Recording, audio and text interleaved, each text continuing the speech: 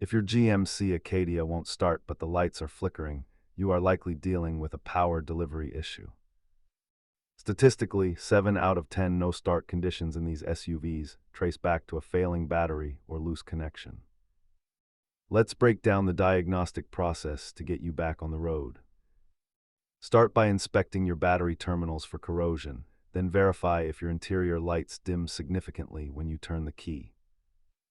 Batteries in the Acadia often fail due to internal sulfation, which kills your cold cranking amps even if the lights still turn on.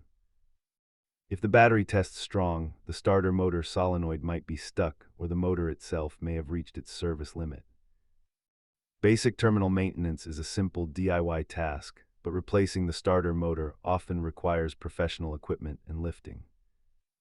Expect to pay significantly more for a starter or alternator replacement compared to a standard battery swap.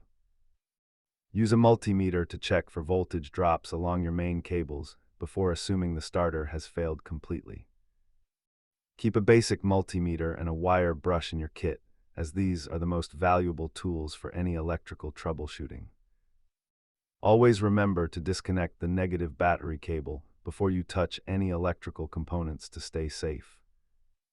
If these steps don't solve your no-start issue, have your charging system professionally tested. Thanks for watching.